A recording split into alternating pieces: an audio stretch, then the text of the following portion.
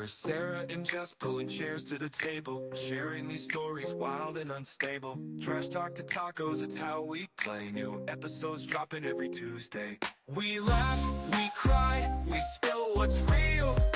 Welcome back to Talking Trash and Tacos. So today we're rolling back the clock. Sarah has set up an amazing story for us today, and we're going back to the summer of 1971, before we were born, right here in Toledo, where a 19-year-old girl's story blew open one of the biggest police scandals in the city's history. I found out about this doing my research on the Cook brother murderers. That is how I found this article, and that is what intrigued me to look into it more because it was crazy. I am so inspired by crime junkies. I don't know if you've listened to that yet, but this reminds me kind of something that they would do, which I think is the coolest. It's a good one. Check it out. So this isn't just a tale about a late night skinny dipping evening at Willys Park. Yeah, it's actually really nice. Okay. Because believe it or not, the Willys is hooked to my cemetery that I go walking at. Woodland, you can get to the park from. So it's about power, intimidation, secrecy, and what happens when people sworn to protect and serve are the very ones that break the law. It all started with a girl named Diana. Her street name was Magic. Poor girl. She was just praying for some magic to happen to turn her life around, I'm sure. That's So what it who sounds was like. Diana Mulins? She was 19 years old from North Toledo, and life was a bit messy. She was going through a divorce with an attorney from one of the news articles that I had found. And she had just been afraid of him for some reason and packed up all her stuff and was driving around town for hours and then somehow ended up at Willys. How long were they married? She was only 19, so kind of young. Yeah, it must have been just a quick, whimsical whirlwind. So on hot nights, she would sneak into the pool after hours to swim. And it was a way to cool off, maybe even escape from reality for a little while. So the first encounter with the police was one night in June. Anna stripped down and went for a swim. And all of a sudden, a flashlight shines over the water, and there are two officers standing there. Can you even imagine that? I'd be like, oh shit, cover my titties. Well, first, I wouldn't break in. I wouldn't either. I would And I not. wouldn't take my top off. She had to climb a fence to get in there. I'll just fill you in. So she drove around, ended up at Willys. So 4 a.m., she wakes up, she's hot, sleeping in her car. She takes her top off, climbs the fence, jumps in the pool, and takes a swim. And that's when they come. That is terrifying. So she told them, I can't get out because I'm not wearing a top. And their response, get out, and they handcuff her. And so from that point, they're fondling her, and they tell her that she won't be arrested if she has sex with them. Of course, just go to Mad Men era kind of saying here, you do this, we won't arrest you. That is, I do not know how often that happens. Either way, it is wrong, though, right? Like, say maybe she offered them that, it's still wrong, right? Because you're a Yeah, that's man illegal. of power. Even if she offers it, they're not allowed to accept it. Obviously. Yeah. So that's how it all began. So from there, it's escalating. So the police kept showing up. So they'd be knocking on her car window, demanding some of her time. She's probably sitting there like, I don't want to give you any of my time. The other thing is, she did continue the next night to go back to the same spot. However, did she feel he's ruining everything? Well, she was living in her car. So, right. Did she feel like she couldn't go anywhere else? But then again, Toledo in 1970s, was there another lot you could go to? Maybe she really liked the pool, though. I mean, I don't know. Yeah. Yeah, definitely. But did they have AC in cars in the 70s? I don't know. I don't know. See, I don't even think about that stuff. Either way, it's wrong. It shouldn't happen. But I would not go back to a place like that. Well, no, I wouldn't either. I would have been mortified and been like, you grab me again, and we're going to find out what's going to happen next because you're not going to be doing that again. So, right. So then It wasn't just one or two. It grew into something described as sex parties at a pool. uh, 25 to 30 squad cars would line up. Officers would strip down and they'd all go for a naked swim together because that's normal. Yeah. And they don't Dorothy hurt. Johnson. What? There was an old Blade article where they were interviewing Dorothy. Dorothy lives up on Hillcrest, which is literally across from there. And she was recalling hearing the noises and the partying and seeing all the police cars lined up in the streets. But she did not know. She knew they were swimming over there. She did not know they were naked. You know, I wonder this stuff all the time because, I mean, how are we supposed to know when we just drive by something or see something? We don't know what's going on. We don't know if we should report it. I could see how you get stuck in that too, because then maybe you are afraid to stop. Maybe they will retaliate, which we'll see That's the does thing. happen. Right. So I'm sure that they use that as leverage against her constantly. I mean, if you're already conditioned, There was hundreds of police officers involved. The problem is they only went after the ones that were on duty doing it, not the ones that were off duty. So just imagine. And they said that their radios would all be lined up, and then you every so often somebody get a call and tell his buddy, like, let's go, we gotta go, we gotta call. It's just crazy. I But hate it. You know, men will be men. But by the way, what is this thing with all taking turns? Like I see this all the time on shows with prostitutes. Now, I would assume if it's in a show, it's probably happened. Obviously, this girl said it happened to her. Like, is it not disgusting to a man? Like, you just did your business right there with her, and now all of your friends are going to come in and do it too? Like, that's not gross to them? no, it's not. I can tell you a majority of men, that's probably not gross. I think People it's would go to disgusting. these airport highway places. I get it, but They would still, brag about it, but I don't get like, it. sharing girls. So I don't know. Did she do it? Did she enjoy the attention? Did she just enjoy maybe just being someplace other than her car, or was it Yeah, fear, survival, no options? I mean, she's very vulnerable, and these people definitely took advantage of her. And we as a society can do better. We should protect the vulnerable right. people, not abuse them. It creates a vicious Yeah, cycle. And of I'm course, more now she's curious. up for life. That's why she Yeah, became a prostitute. Come on, people. yeah. So, So. she herself said on some nights the officers would be kinder than the rest. What do you think she meant by that? She said the first ones were for sure kinder than the rest. I feel like people started getting more like she was a piece of me. But soon it wasn't a choice. She was trapped in a vicious cycle. So when she refused to play along with the police in their games, they arrested her. So she got tickets for speeding, loose bolts on her license plate, broken exhaust. Stupid. Yeah. Yeah.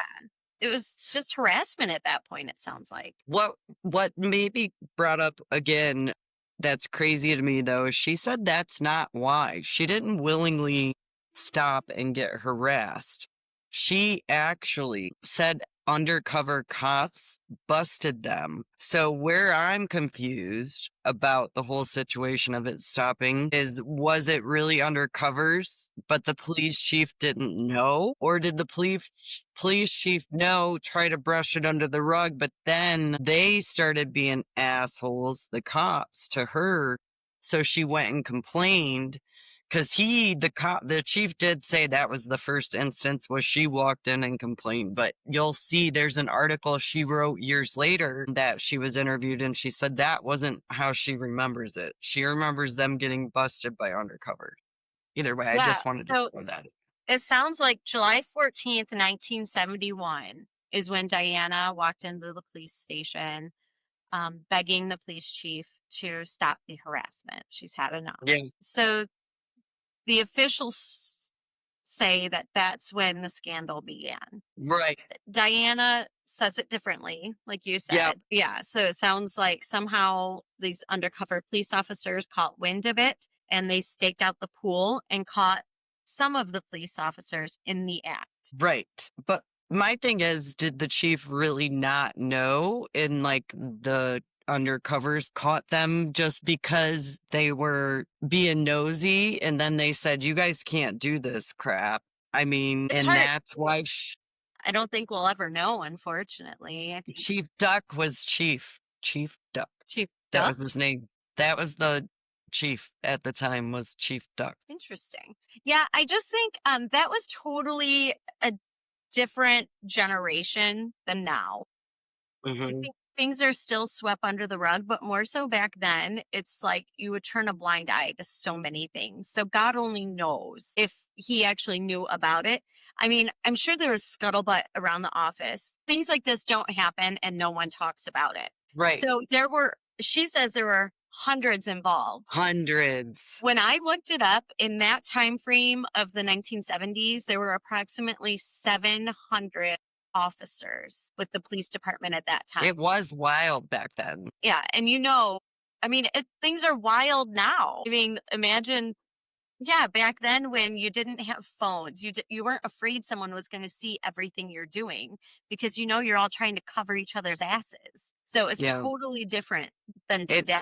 And she was getting so frustrated because she had said like 4 times she would run. So at one point she was in jail for these tickets because she wouldn't pay them, of course, and then she'd get arrested.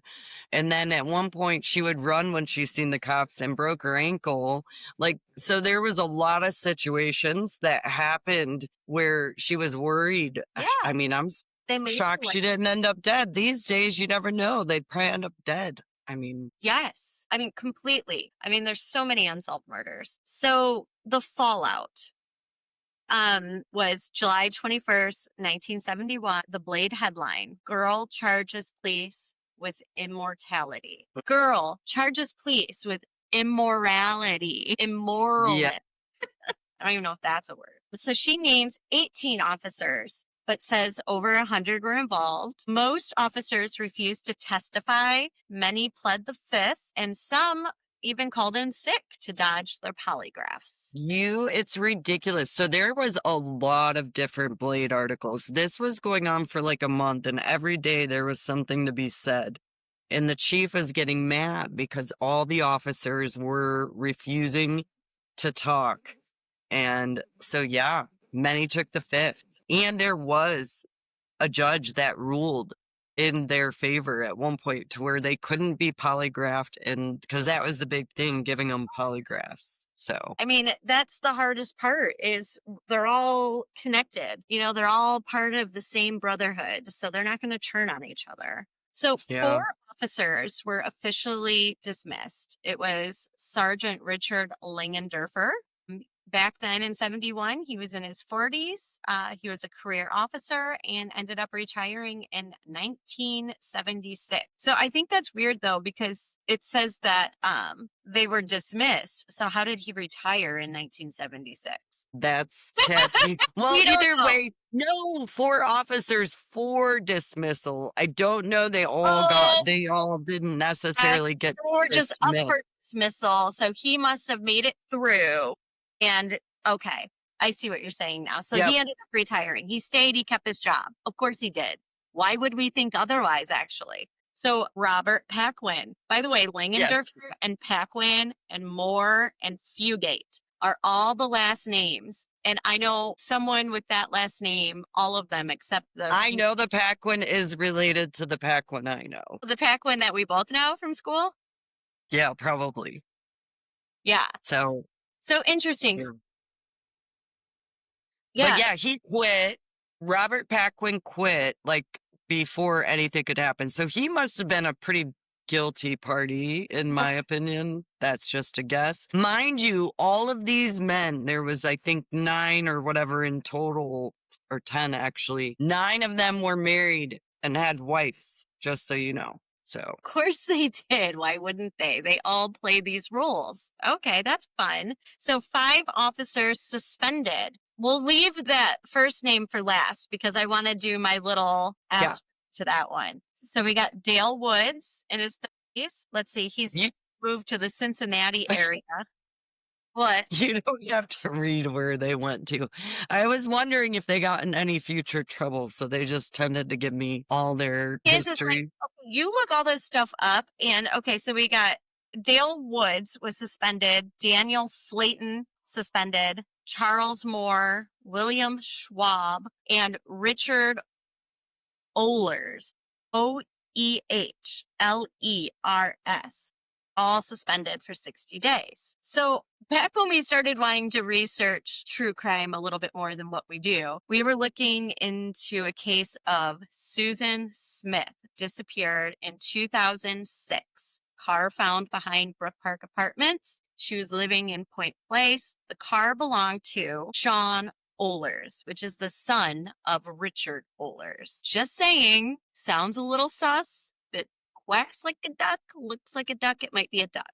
He came up in my research. He came up because he also owns several boats. Yep. Scan Lake Erie. Susan Smith. I think we have. Well, that brings me back, though, not to get off subject, but remember, I have an intel that told me that Cindy Anderson is indeed in a pond in Perrysburg, and they didn't find her because she's in a different pond than they searched. Well, he also said there's somebody, was she North End Point Place? It was because there's somebody's family that. And Sean Ohlers, he got that house from his dad, the Richard Ohlers. So I don't know what end of we got to figure. We need more details. So if anyone has it and can help us connect it out, it's great. But we'll stop with that there. But yes, there's a lot going on. And, you know, there's still people living. We can still find these people for their families. It's still a possibility if people are willing to talk. So a huge part of the scandal, 8 of the 9 men were disciplined. And as you said, the men were married, 8 of them. Husband, fathers, family men, risking everything for midnight sex parties with a teenage girl. It's just also, I do want to mention, she said all over Toledo she would sleep with these men. It was not just at Willys Park. She was meeting them other places as well. So crazy. It's so crazy. So her life after. The harassment didn't stop. So her tires were slashed, bottles were thrown at her car, and 3 arrests in 1 month.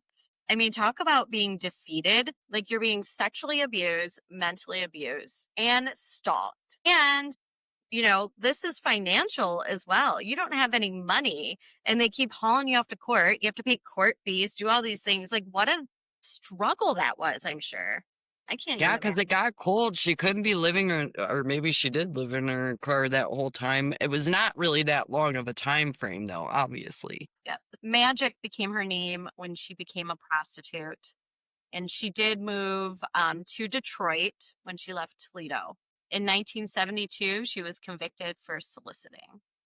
Yeah, that's why she left here and moved to Detroit. And that's how I found a lot of this out is she ended up getting another interview years or decade later with the Blade, and that is how I found out like a lot of this pieces were put together by what she had to say. But it did get us the whatchamacallit, what is it? I don't know. We didn't have eternal affairs. We didn't have an eternal affairs. This story is what caused us to get Eternal Affairs Department here. Yes. So here's where we leave it. A 19-year-old, homeless, caught in a web of power. Do you think she was believed or branded a liar because she was later found to be a prostitute? I don't know. I think there's definitely a stigma behind it. They believed, for sure, they believed her. This was a big deal, and you could tell with the community and the way, like, if you go read the actual articles, it's kind of crazy to see. But I think they did believe her, but I feel like so many of it was still brushed under the rug. Like, the 100 officers doing this could have been so much bigger. And today, if this happened, how do you think it would have been handled? Which, by the way, 1958, 8 Toledo officers were suspended for sexual relations with a 16-year-old too. So I don't have more information on that, but that'd be a cool one to look into, you know, eventually. Yes. No, I already was thinking that, like, for sure. So yeah. So notable cases similar to this, or even just abuses of power, we kind of wanted to go over because there are some really like recent things in the news. Yeah. So back in 2024, Chief John Farley of Circleville, Ohio, there was an internal investigation that uncovered the acting deputy chief, John Farley, admitted to having sex with a 40-year-old woman in his unmarked police vehicle while on duty. Additionally, a probationary officer defied orders by frequently seeing a 26-year-old woman while on duty. So, I think it's just a culture that they've just created to where they feel like they can get away with this. Obviously, Yeah. otherwise they all wouldn't be doing it, right? And when I say they all, I'm exaggerating, but that's why these individuals are doing it, because they think they can get away with it. It's the thrill of it's the thrill of being caught and not getting caught. Kind of like the police Yeah. officer that didn't scan all his items. Or just today, I seen an article of a drunk, Yes, you can doesn't mean you should. right? And did you see the cop that went to a house call drunk and they called and said, "Your cop's here drunk"? Like, oops. Oh yeah. Yeah, that's on here. Yeah. Yeah, so there was also an incident in 2024 in Columbus, Ohio, where Vice Detective Andrew Mitchell, while not strictly a sex for power case, the scandal involves abusing sex workers. So Mitchell, a longtime Columbus Vice Detective, pled guilty to kidnapping sex workers under the guise of arrest and would then, violate them. And he was sentenced to 11 years in federal prison. Just what he deserves. I mean, that should be a wake up call to all the police Yeah. officers out there abusing their power. Like, you can be prosecuted. That's not beyond you just because you're a police officer. So here in the Toledo Police Department, we have Raul Jaso. Are you familiar with this case at all? No, So I don't he think so. had resigned amid sexual battery conviction. So he resigned from the Toledo Police Department effective April 15th, 2024, while an internal affairs investigation, thankfully to Diana, we have this now, was Yeah. underway.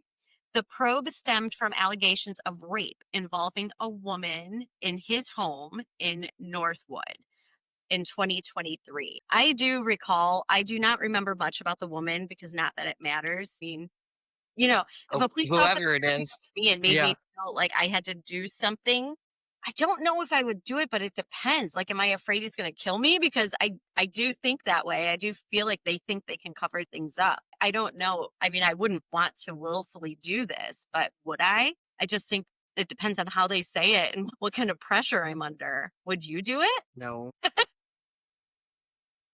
I mean, I don't know. I think People in power. Yeah, there's a lot of things like, is he holding a gun to my head? Is he acting like he's going to shoot me up with some drugs or something? I mean, it just depends. I don't know.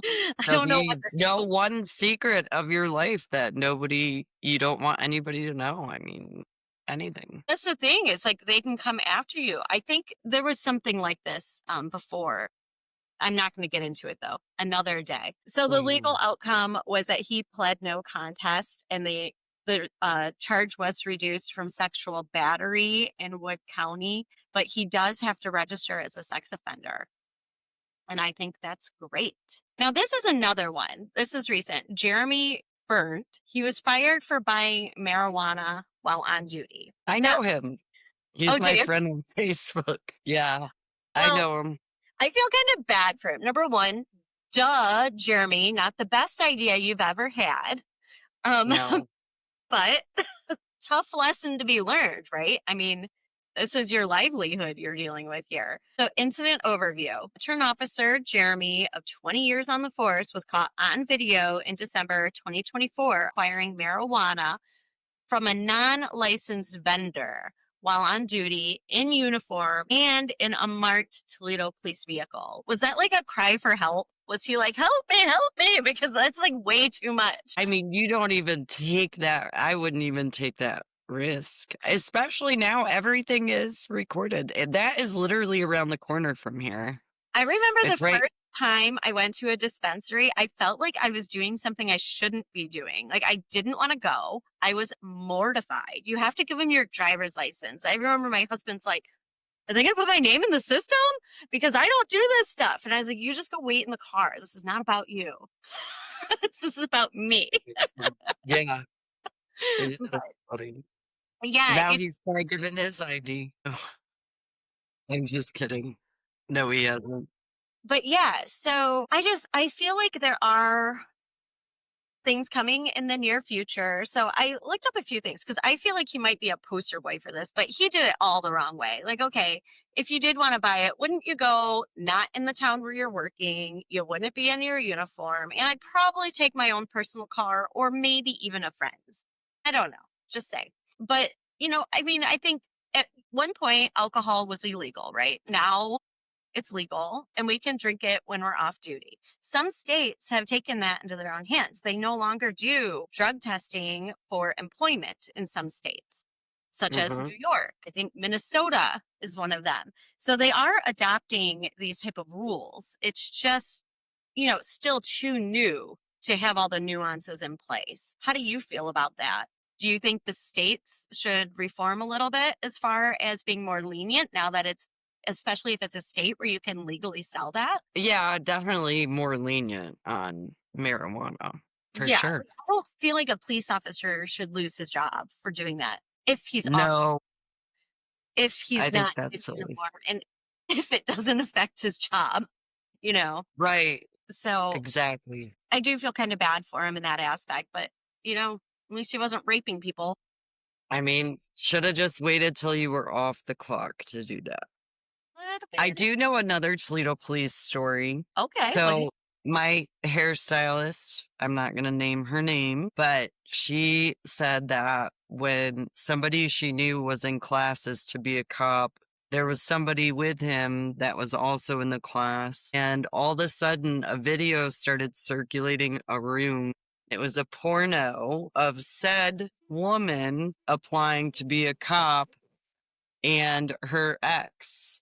And so all these cops are watching this video with her in the room and they had to like investigate. She almost didn't get to become a cop, but she was found to have done nothing wrong. Yeah, I am so glad she was able to get through that, and that's great because just like teachers being on like OnlyFans or whatever it's called. I I'm mean, friends with one of those too, the lady who got fired from Holland, Springfield's yeah, school. that's interesting And friends. she's thriving on Good for her her. Facebook page.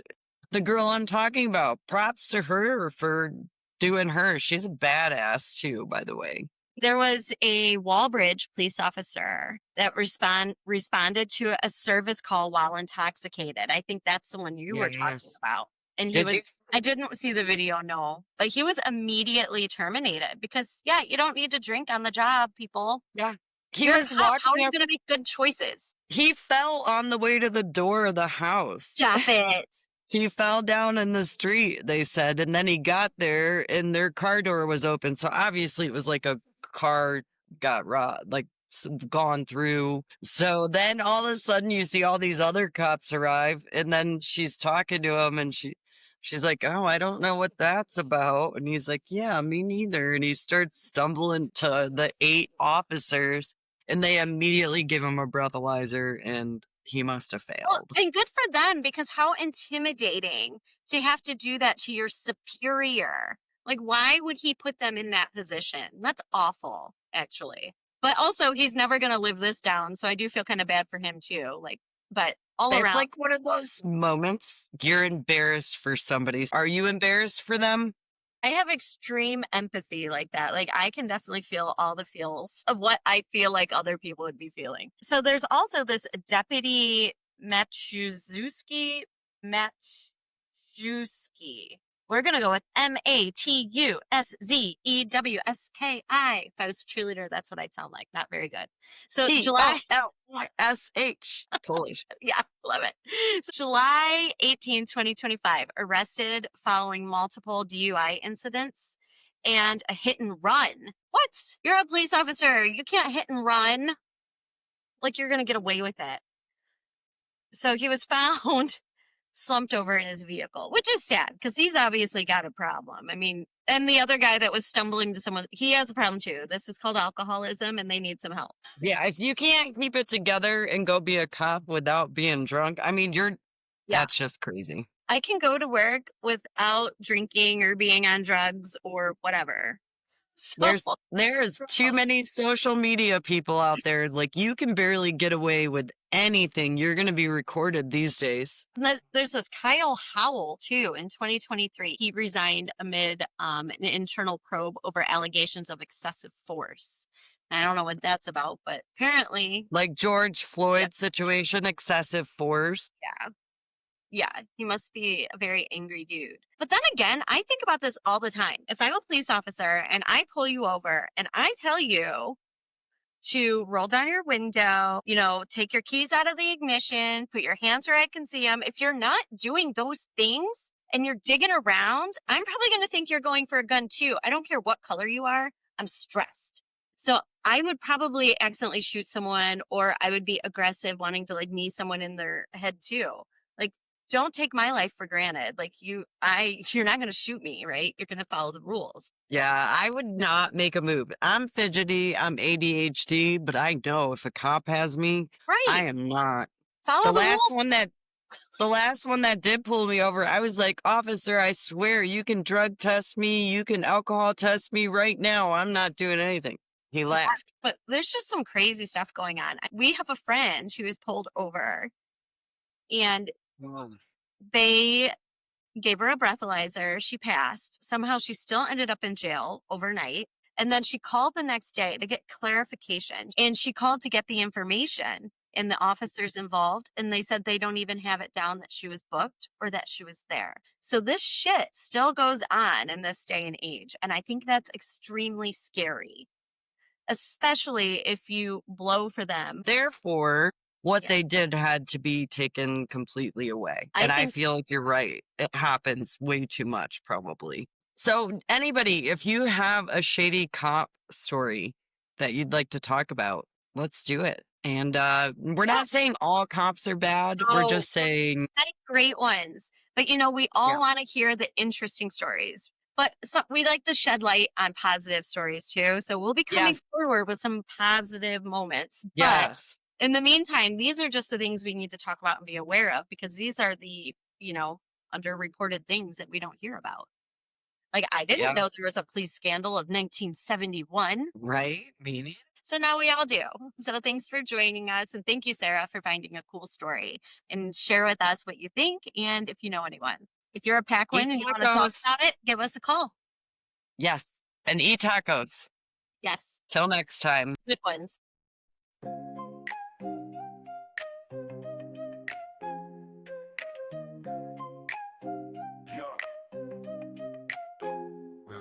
We're Sarah and Jess pulling chairs to the table, sharing these stories wild and unstable. Trash talk to tacos, it's how we play. New episodes dropping every Tuesday. We laugh, we cry, we spill what's real. Heartfelt, bizarre, the chaos we feel. From late night debates to pondering why. We're your best friends on a podcast. Hi. Casual chatter like friends in a room, bright as the sun and loud as the moon. No subject sacred, no thought too small. We're chewing on life, answering its call. We laugh, we cry, we spill what's real. Heartfelt, bizarre, the chaos we feel. From late night debates to pondering why. We're your best friends on a podcast. Hi. From top shelf wisdom to jokes down below, we've got a rhythm that'll steal the show. Hold your coffee, spill your tea, talking trash as tacos in glee. We laugh, we cry, we spill what's real. What's real, what's real, our